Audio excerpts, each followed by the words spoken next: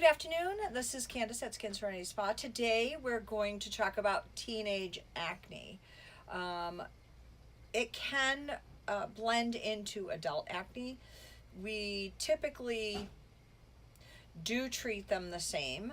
However, we're going to really pinpoint teen acne because there's some slight variables. Obviously, hormonal variances. However, with adult acne, there's hormonal variances as well. So this is a diagram of your skin. This is a very basic diagram. And when you come in, your consultation is, the front page is just some pertinent information, but then there's 4 pages that are extremely detailed for a consult. And we require them to be completely filled out. If you're a teenager, of course, they're going to be filled out by your parent or guardian. But you, as a teenager, need to make sure that you take responsibility for your end as well. So we do ask that the teenager is completely involved in the consultation paperwork to fill it out. So this is a diagram of your skin. So this is the epidermis. This is, of course, the surface layer. And then you get into the basal dermal layer, which is where the cells are. And this is where all the really cool stuff happens anyway. And so this is your sebaceous gland, which creates oil. This is your sweat gland that allows moisture to release. This is a muscle here. The green that you see are the sensors: hot, cold, pain, pleasure. The blue is the veins, and the red over here are the arteries. Now, this is the bulb of the hair follicle. This is where the growth starts. These here are fresh, young, beautiful, brand new cells. You see that they are a really nice egg-shaped with a beautiful nucleus. Now, as these cells start to die off or turn over, you see that they look like a egg that you've put into a frying pan, basically. These are still alive. They're on their way to the surface, which would be your dead surface cells. And as you see, if you can come up close, they're still in this diagram. You can see the cells are stacked, and you can still see a nucleus. They're just completely pretty much flattened and stacked. So these are your surface dead skin cells. And this is your cell turnover cycle, basically. So acne, teenage acne. Now, sometimes boys and girls start to literally break out at the age of 10 or 11.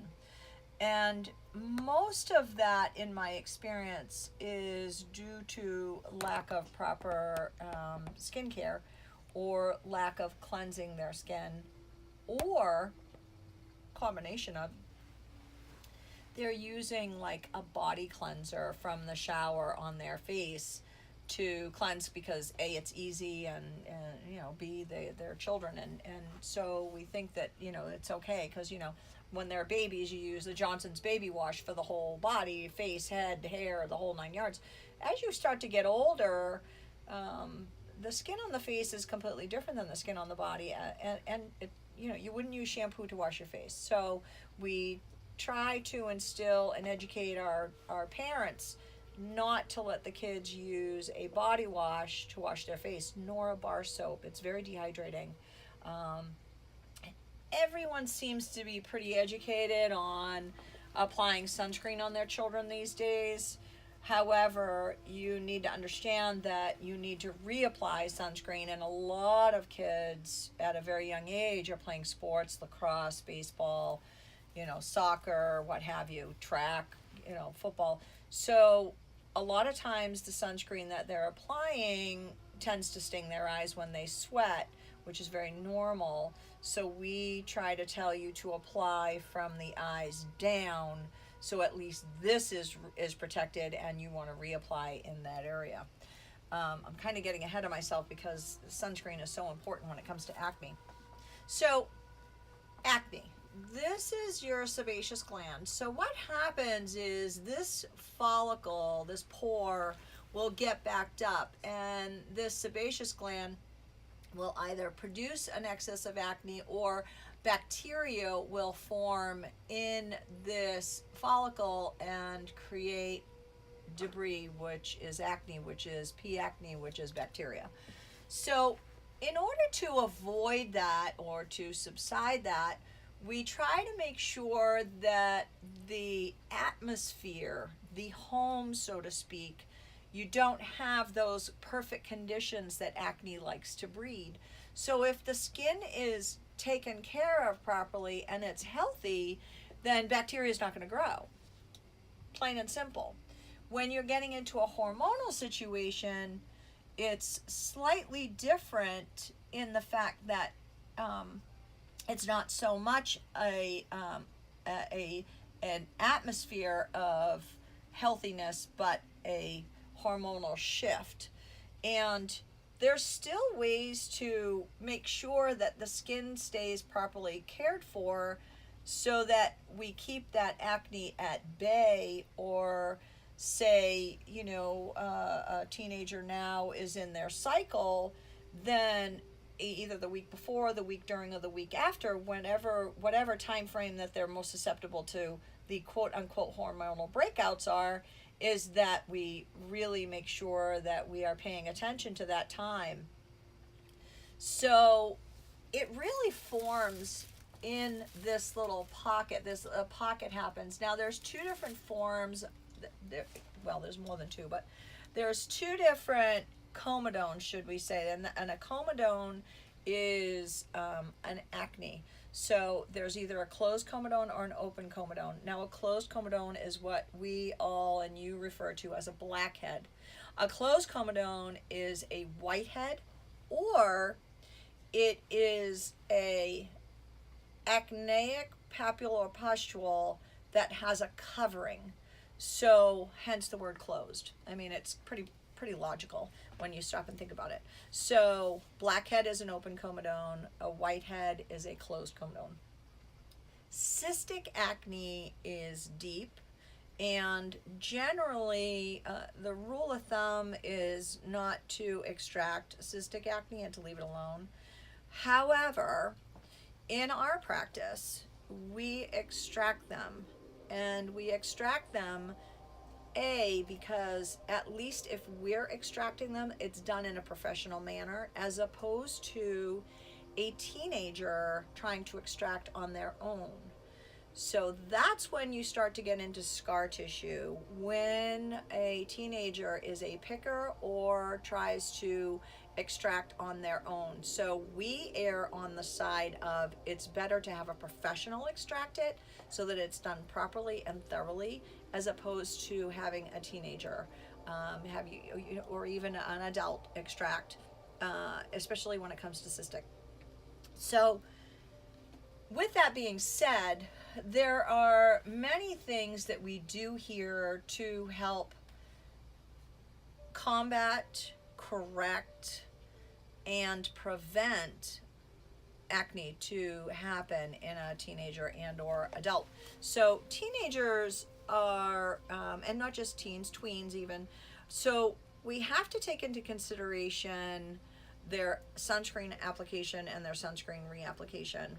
That's probably the hardest thing to instill, and justifiably so. They're here, they're there, they're I remember when I was a teenager, I was out of my mind. You're doing this, you're doing that.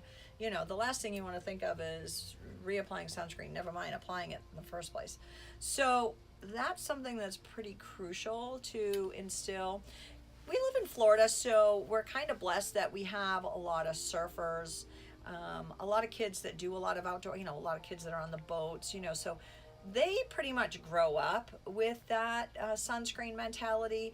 It's the reapplication that I think that we really need to work on as adults to help the kids remember that that is just as crucial, if not more so, because after 2 hours you don't have any protection. The other thing that we know is an acne breeder, as well as the UV radiation, is dairy. So when you come here, we have a little acne cheat sheet homework. And so the first thing is to follow an at-home skin protocol. But one of the, I think it's the number 2 on our list, is omit all dairy completely for the first 2 weeks. That's dairy. Dairy to us is milk, yogurt, cheese, creamer, butter, anything that goes moo. I'm not talking about beef, I'm talking about dairy. So we have them do that. The other thing is that if you have not bought your child a new pillow in the past 8 months, we ask you to purchase a new pillow. Now, a lot of people say, oh, well, we have the pillowcase protector, we have the pillow protector, whatever. That's fine. However, debris goes through cloth. And most kids, we find here, are side sleepers. And their side of their face is completely smashed into their pillows. And they flip. So they're on both sides. So that constant debris is going to penetrate the pillowcase no matter what protector you have on there. And it's going to get into the pillow. Just take a look, take a look at a pillow after 8 months of use. Trust me, I will guarantee, I will stake my reputation on it, it's stained. So therefore, and even the ones that you say you can wash and put in the washer or so forth, you need a new pillow after 8 months. Now, pillowcase changes should be done anytime we see a new acneic client, especially teens. Pillowcase changes are done for the first 2 weeks every single night. So we have the teenager take control over that as best as we can and take responsibility for that. So we have the parents get a stack of pillowcases and put it in their nightstand or next to their bed or someplace, so that teenager gets into the habit of changing their pillowcase every single night or every morning. And that's for the first 2 weeks. And then also sports. So sports is a big one. We have horseback riders. So when you ride English, you have the helmet, but you have the interior lining with the straps that come around the jawline and around the chin. And hormonal acne is all in the jawline, basically, and in the chin. So that is going to exacerbate it tenfold. When it comes to lacrosse, soccer, not so much, because soccer doesn't really wear headgear. But lacrosse or any type of a goalie, they have these masks around their face. Any type of sports, baseball, softball, football, you have these helmets, you have these hats, you have the lining on the inside. Now, most of the linings, from what I understand, can be removed, and every single time that child uses a baseball cap or some type of sporting something that's on their head, around their face, or around their neck, it needs to be cleansed every single time. They are not to reapply it, especially just a normal baseball hat, or a hat in general. So if you've got the kids out on the sandbar and they're wearing a hat, you need to make sure that you're washing it at night so that the next time that they wear it, it is completely cleansed. Oil in their hair care. Oils in their hair care, and this is mainly for the girls. I noticed that you'll find, instead of just having hormonal acne, their foreheads and the hairline, all up into the hairline, will be completely broken out, and they can't seem to figure out why.